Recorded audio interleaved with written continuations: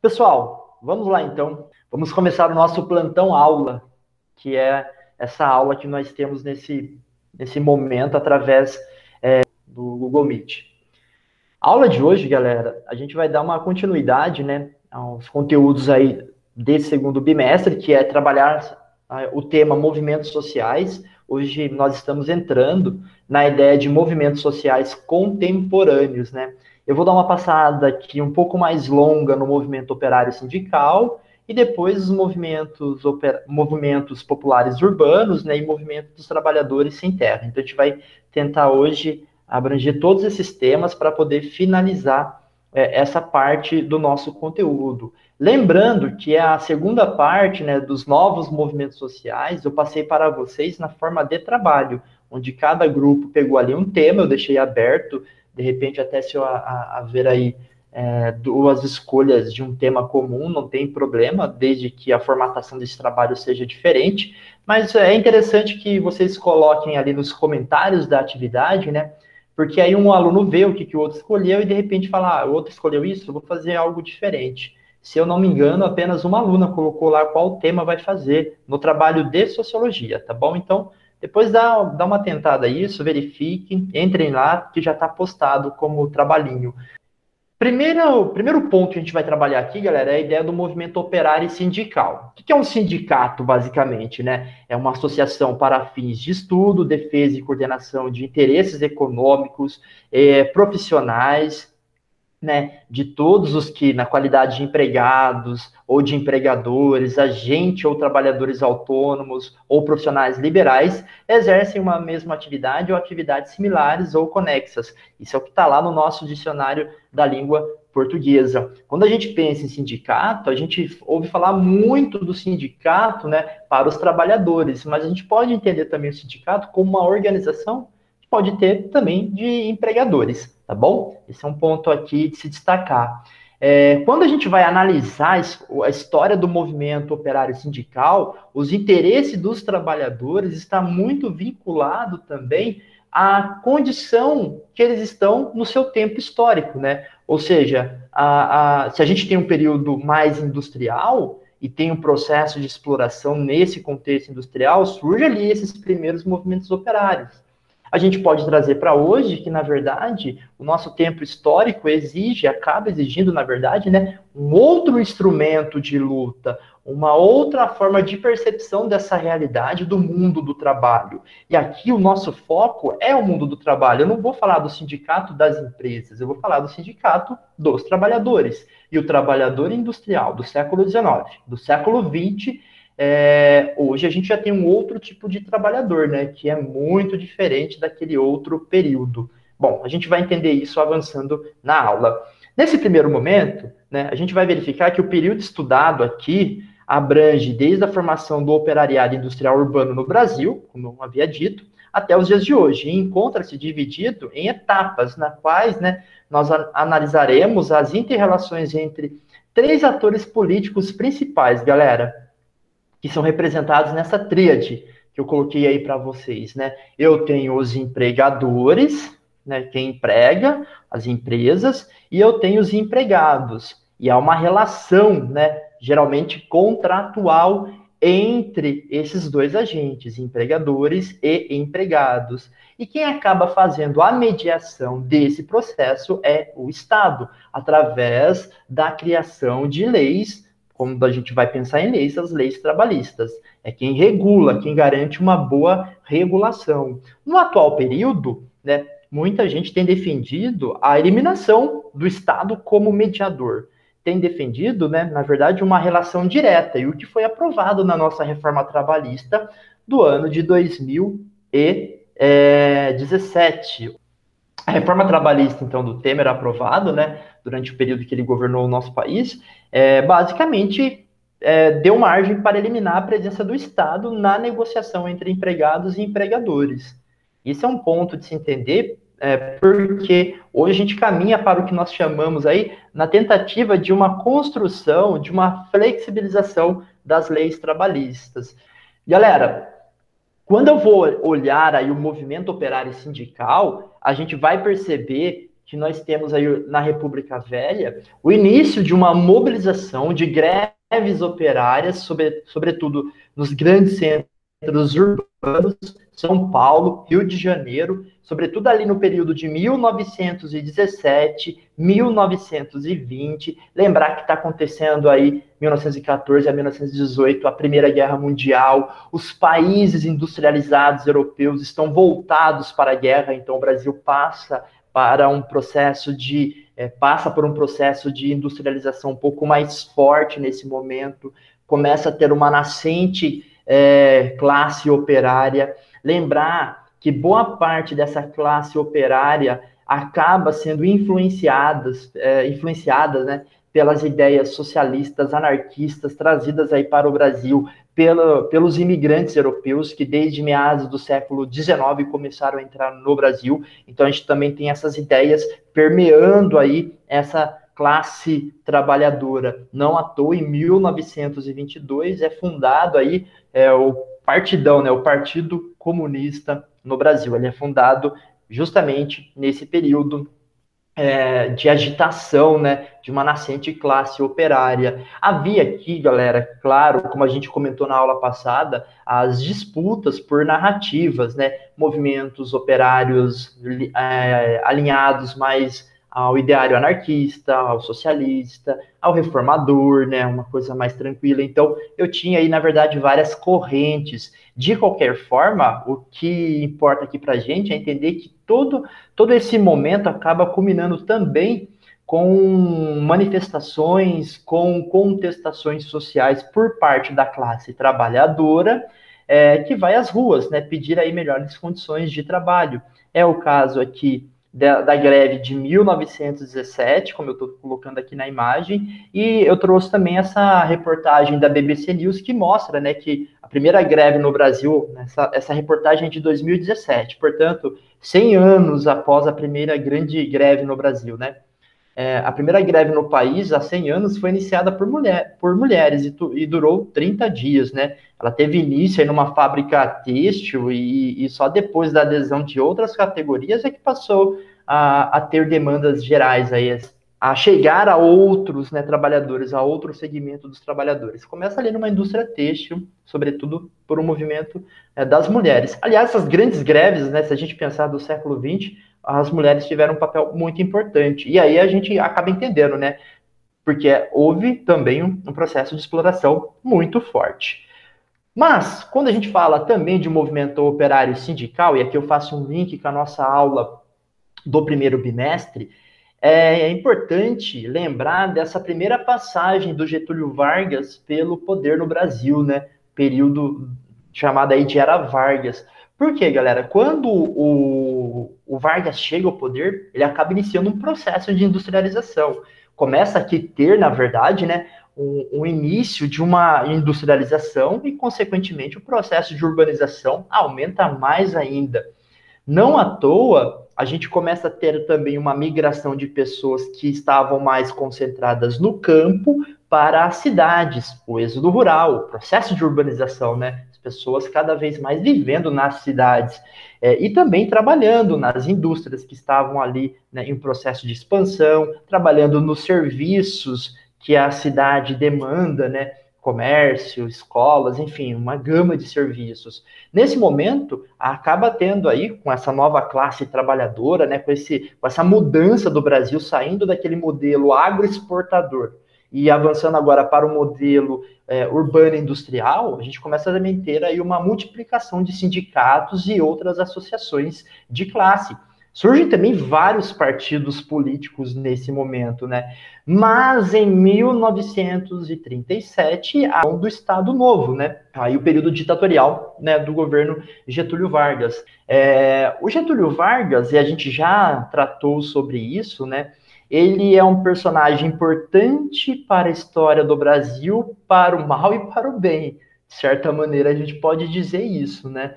Não dá para dizer que ele não é importante.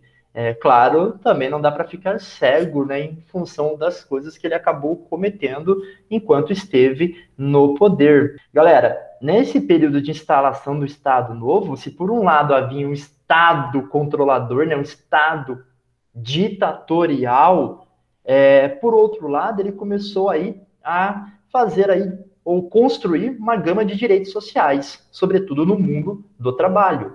Ele institui o imposto sindical e também o salário mínimo ali no ano de 1940, a ideia de garantir aí uma instituição que defenda os interesses dos trabalhadores. Mas assim, que defenda os interesses dos trabalhadores desde que seja controlado pelo Estado, tá bom? E também acaba em 1943 decretando, né, ou realizando aí, criando a consolidação das leis trabalhistas, né, a consolidação das leis do trabalho, a famosa CLT, que foi, de certa forma, né, um pouco destruída pela reforma trabalhista do Temer em 2017. Claro que tem muitas coisas dessa consolidação das leis trabalhistas que foram sendo alteradas ao longo das décadas seguintes, né? Mas o corpo, a questão dos direitos, né, sociais no mundo do trabalho estão colocados aí desde 1943. E aí a gente tem esses sindicatos, né, que foram criados ligados ao governo, né? E a ideia de buscar sempre, no Brasil sempre foi isso, aquele Estado regulador, né? Aquele Estado em que ele que promove os direitos sociais, se a gente lembrar da aula do primeiro bimestre, é aquela cidadania regulada, o Estado tenta regular essa cidadania. A ideia de, antes que o povo faça contestações, eu vou lá e atendo com alguns direitos, né? É importante destacar, galera, aqui, que o Vargas, ele carrega também a ideia do trabalhismo. Tem duas imagens aí de cartazes que eram colocados, né, que eram colocados em 1º de maio, por exemplo, Dia do Trabalhador. Tem um dos cartazes aí que está colocado na imagem, diz assim, né? As leis sociais com que o atual governo, por iniciativa própria, olha aí, preste atenção, hein? Por iniciativa própria, tem procurado amparar as classes trabalhadoras, devem constituir motivo de orgulho para os brasileiros. Galera, iniciativa própria, não houve luta dos trabalhadores por direitos? Houve, mas a ideia é que o Vargas, ao mesmo tempo que ele quer passar essa imagem de pai dos pobres, né, ele quer passar a ideia também de mãe dos ricos, né? Sempre no 1º de maio havia grandes concentrações de trabalhadores e ele fazia discursos nesse período. Olha essa faixa sendo carregada, né? O trabalhador também tem o seu lugar no Estado Novo, ou seja, a gente está numa ditadura, numa política ditatorial, né, no Estado ditatorial, mas eu tenho aí os trabalhadores com direitos atendidos. Então percebam que é um controle. Galera, tranquilo até aqui? Alguém quer falar alguma coisa para que eu não fique só falando? Tipo, o ditador da Coreia do Norte, ele dá uns serviços para algumas pessoas, daí se a pessoa faz bem o serviço, ele vai lá dar um carro. Ele vive dando essas coisinhas assim para agradar as pessoas, para que elas pensam que elas são importantes. E daí elas não tentem fazer uma revolução, algo assim. Se a gente pensar, a gente está falando de ditadura, né? Coreia do Norte, então a gente está falando de ditadura, é uma coisa muito similar também em outros contextos, né? E que, de certa maneira, permanecem até hoje, né? Até aquelas coisas, né, de grande concentração, de adoração de um líder, né? Eu quero adorar um determinado líder político. É um exemplo bem interessante. É um bom paralelo que você realizou, Ana. Gostei. Pensando ainda no movimento operário sindical, só que avançando para um outro período, né, de 1945, quando Getúlio Vargas sai do poder, até 1964, quando há o golpe militar, né, o golpe civil-militar no Brasil, a gente tem novamente aí um período, né, de abertura democrática, vamos colocar assim. Só que é importante lembrar que nesse período a gente está vivenciando um contexto geopolítico, e esse contexto geopolítico é o da Guerra Fria. E o Brasil, ele toma posição nesse contexto da Guerra Fria. Acaba se alinhando aos Estados Unidos, tá bom? Esse é um ponto de se destacar aqui. A formação de vários partidos, porque acaba a ditadura do Vargas, então eu tenho uma reabertura política, né? E ao apoio de política populistas e nacionalistas, de certa maneira. Entra aqui o que nós chamamos de nacional desenvolvimentista. Se a gente lembrar das aulas de geografia do ano passado, eu estou falando ali do JK, do processo de modernização, do investimento em infraestrutura, sobretudo na área de transportes, né? e também, de certa maneira, de energia. Então, a gente tem aqui um grande crescimento nessa indústria, que era a indústria de base, mas, ao mesmo tempo, tem a atração de multinacionais, aquela classe operária urbana, ela cresce ainda mais, ou melhor, né, no Brasil muda, né, a sua estrutura de concentração populacional. A maior parte da população, a partir desse período, passa a viver nas cidades, enquanto que a população rural vai diminuindo, né, tende aí cada vez mais a ser reduzida. Bom, nesse período começa também a ter as contestações sociais também, né? Porque essa classe trabalhadora, ela acaba também lutando por direitos. Se o processo de industrialização foi tardia, a luta por direitos também nasce de certa maneira tardia aqui no Brasil. Na aula passada a gente viu que teve vários movimentos operários na Europa, né? Ali no final do século XIX, início do século XX. Aqui nós estamos em meados do século XX, muito em função aqui de estar paralelo também a esse processo de industrialização tardia.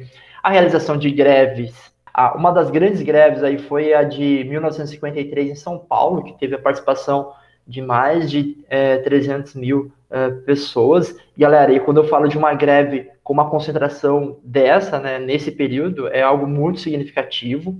Em 1962, a organização do Comando Geral dos Trabalhadores, a ideia de criar uma unidade geral de todos os trabalhadores, a CGT, só que, ao mesmo tempo, né, muitos desses movimentos, eles tinham que estar, de certa maneira, vinculados ao governo, né, também, porque havia um controle do governo relacionado ao contexto geopolítico da Guerra Fria. Não à toa, alguns partidos, por exemplo, eles eram proibidos, né? Partido Comunista ele foi proibido. Por quê? Porque comunismo lembrava a União Soviética. E num contexto de Guerra Fria, né, não faz sentido eu aceitar aqui uma organização sindical, política, que lembre a União Soviética. Então, o contexto geopolítico se faz presente aqui até nessas organizações sociais. Então, entre 46 e 50, várias intervenções nos sindicatos, proibição de greves, paralisações de comícios e manifestações. Tenho aí uma imagem de um jornal operário, né, que fala dessa grandiosa greve do proletariado paulista em 1953. Em 1964, há o golpe militar, que institui esse regime de exceção, né, e acaba suprimindo os direitos sociais e políticos. E quando a gente fala de direitos políticos, eu quero dizer que, por exemplo, greves agora não vai ser mais tão bem vista aí pela nova classe dirigente ditatorial que vai comandar o país, né? Então a gente começa a entrar num outro período da nossa história, que nós chamamos aí de ditadura civil-militar.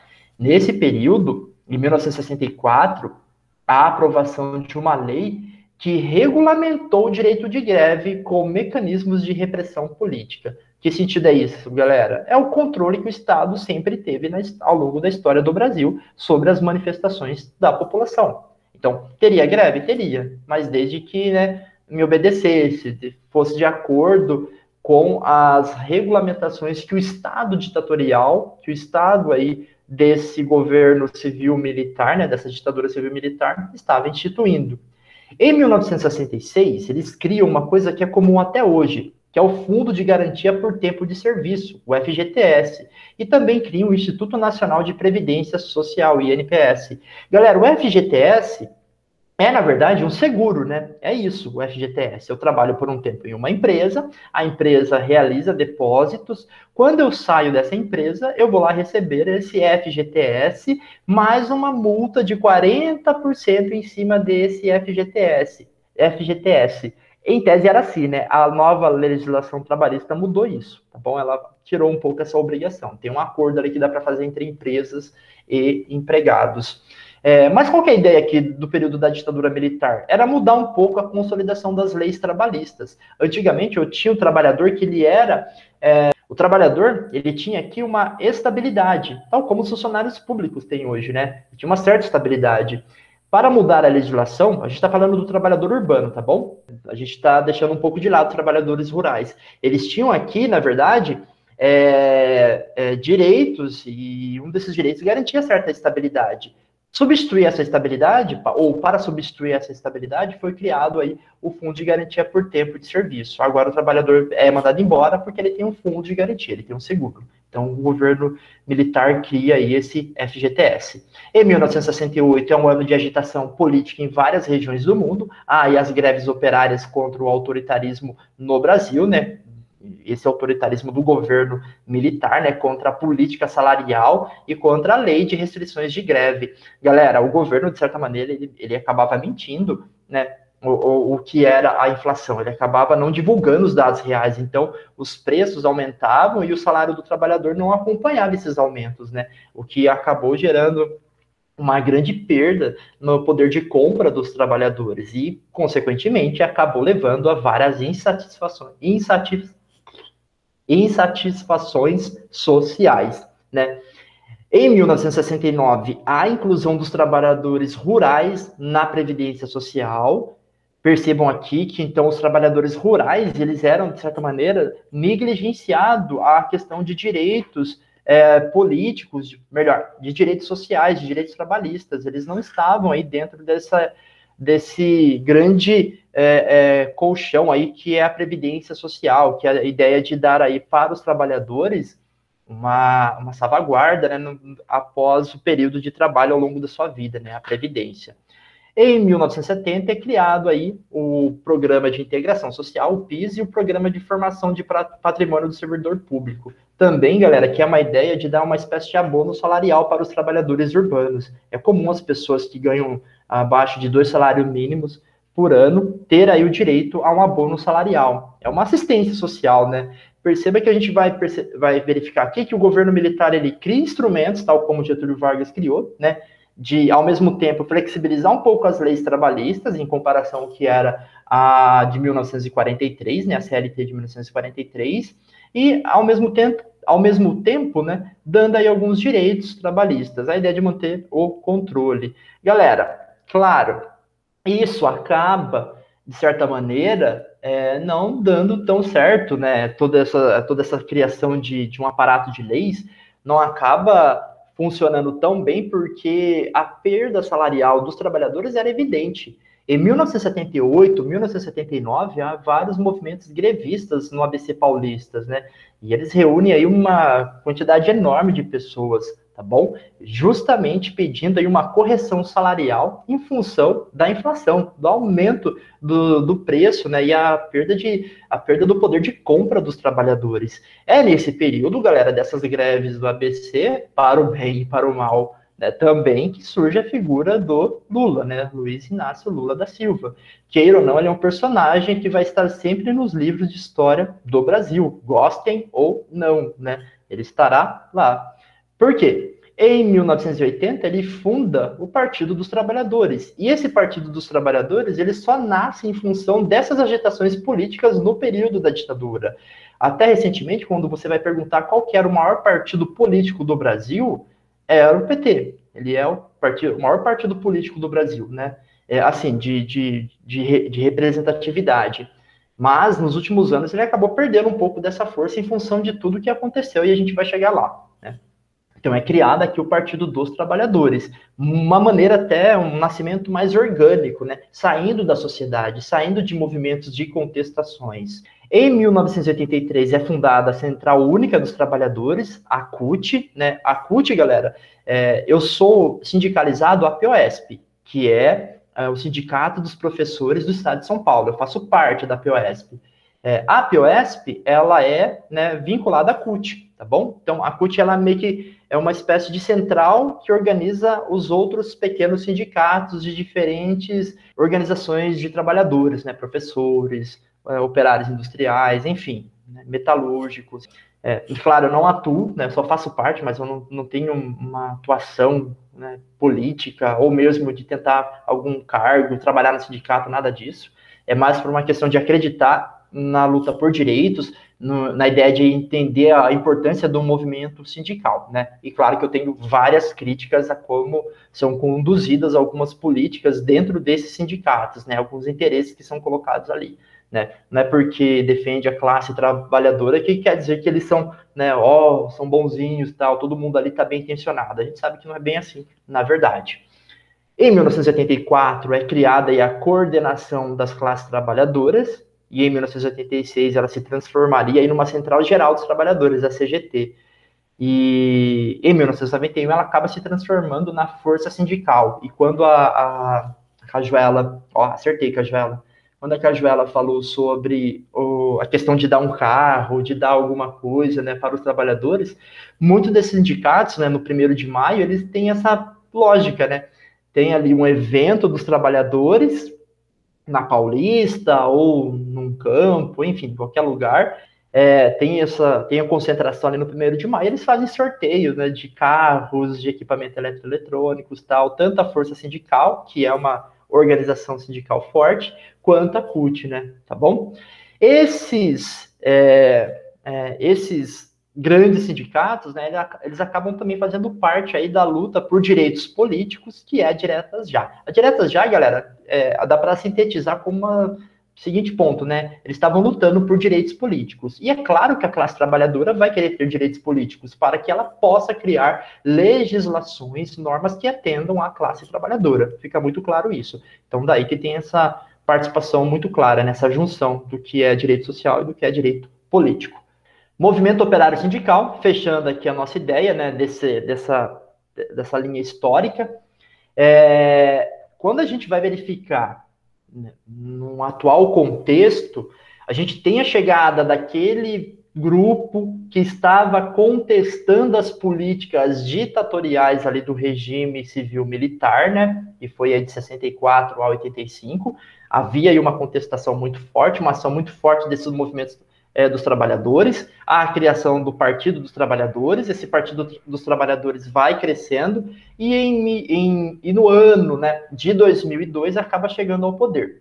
Claro, galera, é importante de lembrar que todo partido que chega ao poder no Brasil, ele não é eleito sozinho, né? Ele faz parte de uma coligação, e não foi diferente com o PT, ele não foi um governo unicamente do PT, né? Na verdade, ele teve que fazer uma gama de alianças. Se a gente pensar, por exemplo, né, aquele trabalhador, ou melhor, aquele líder sindical, né, o Lula, o Barbudão lá, que foi preso até pela ditadura militar, aqui ele faz aliança com o empresário. O vice do Lula, quando ele foi presidente, era o empresário, era o dono de uma empresa, né, na área de tecidos, né, na área de tecelagem. Então, a gente vê as alianças muito claras, né, nesse período. Então, chega em 2002, o PT ao poder.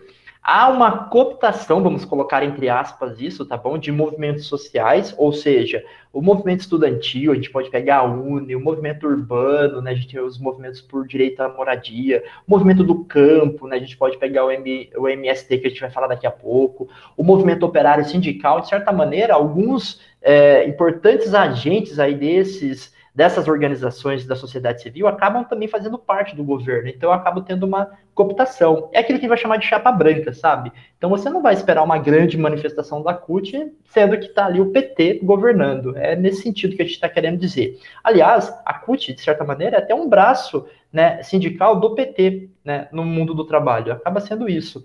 Claro que nos últimos anos a CUT ela vem tentando se distanciar um pouco, tentando criar uma maior autonomia, né, já que ela ficou muito manchada por ser classificada como uma organização sindical chapa branca, né, que não contestava as ações dos governos petistas. Galera, o governo do PT, ele acabou fazendo também muitas alianças com o empresariado, e atendendo muitas vezes o empresariado em detrimento da classe operária, dos interesses da CUT, por exemplo. A gente tem que lembrar, por exemplo, que assim que o governo do PT chega ao poder, eles fizeram uma reforma da Previdência que vários funcionários públicos foram contra naquele período. E dali que surgiu um outro partido, o PSOL. O PSOL era a galera descontente com a virada do PT, né, que agora estava mais voltado para os interesses da classe empresarial, para o crescimento das grandes empresas do Brasil, né, ajudar as empresas a crescerem. Também, galera, e não dá para deixar de destacar isso, o envolvimento do governo em casos de corrupção. Quando eu falo governo, eu estou falando não apenas do PT, né? Se a gente lembrar, no governo do PT havia as alianças com outros grupos, né? O Eduardo Cunha é um grande exemplo disso, né? Que foi preso, aliás. Então a gente tem aliança aí com outros grupos políticos e o envolvimento com corrupção fica muito evidente nisso, até próprios personagens clássicos da história do PT foram presos, inclusive o ex-presidente Lula, né? Pode-se questionar a questão, né, o fator dele ser preso, há questionamento sobre isso, mas isso não muda o fato dele ter sido preso. Então, na verdade, a gente tem aqui vários casos de corrupção muito evidentes, que ficaram muito claras nesse período. Há alianças com grupos conservadores e com o poder econômico, e não dá para destacar aqui o Lula. Ele foi um grande costurador da aliança, né, ou da chapa Dilma Temer, né? Foi ele que construiu essa aliança. Essa aliança é muito clara, né, de uma aproximação com os grupos mais conservadores, com o poder econômico, na qual o Temer atendia essa agenda, tá bom? E aí fica estranho pensar a associação desses movimentos, né, dessas organizações operária sindical, com o governo que acaba fazendo essa aliança. Então, os movimentos eles acabam até questionando, né, fazendo uma crítica sobre essa aliança que o governo realizava, porque traz uma imagem negativa aos movimentos sociais por setores da sociedade brasileira, né? Como é que a galera chama? Ah, você foi no movimento social, defendeu uma política, defender lá a classe dos trabalhadores. O sindicato te chamou, ele te deu um pão com mortadela, né? Te deu um pão com mortadela, então acaba tendo essa fala muito comum hoje, beleza? Então a gente acaba vendo aí que hoje os movimentos sociais eles procuram uma outra, né, narrativa, uma outra construção. E a gente pode pensar, né, em movimento operário sindical no Brasil, que ele perdeu força, ele ainda é importante, ele ainda existe, mas hoje ele vem perdendo força até por uma ação de governo que tenta até acabar com o imposto sindical justamente para enfraquecer o sindicato, tá bom? Sindicato pode até questionar, galera, eu sou crítico ao sindicato, à atual condução do sindicato a qual eu pertenço, mas que eu acho ele importante, que eu faço questão de pagar o sindicato para que ele defenda a classe trabalhadora, isso eu não abro mão, isso para mim é importante. Mas claro, ele tem que passar também por uma reavaliação, para ver por que ele não é tão hoje representativo para a classe trabalhadora, né? E a gente entende isso, porque ele foi cooptado, de certa maneira, pelo governo passado. E isso acabou também fazendo com que fizesse um certo mal para os movimentos sociais. No atual período, a gente tem a uberização do trabalho, eu já falei disso para vocês em outros momentos. Novas formas de exploração exigem novas formas de mobilização, né? Então, essas mobilizações que a gente verificou no dia 1º de julho, a gente percebe que, tal como houve, por exemplo, né, o ludismo, a quebra de máquinas lá durante o meados do século XIX na Inglaterra, aqui a gente tem o seguinte: não vamos fazer o aplicativo funcionar, a gente vai parar. Os caras pararam, houve uma adesão até dos consumidores, né? E a gente vai perceber o seguinte: ao mesmo tempo que eu tenho essas novas formas de mobilização, que não são tão novas assim, por isso que está entre aspas, né? É porque um trabalhador parar, fazer greve contra uma exploração, contra um salário mais baixo, contra a ausência de direitos, é uma coisa muito comum ao longo da história. Então a gente tem a sofisticação, a tecnologia, os serviços modernos, mas, né, a exploração continua. Aí eu queria só fazer um comentário com vocês. Percebam aqui no cantinho, o que está aqui, galera? Aqui no cantinho dessa segunda imagem, né, à direita, né, da apresentação, o símbolo da CUT. Então, de certa maneira, algumas mobilizações são apoiadas por esses movimentos operários sindicais mais clássicos, né, ao longo da nossa história. Tranquilo aqui, galera? Deu para entender os links que eu fui fazendo aqui? De boa? De boa, de boa. De boa, de boa, de boa.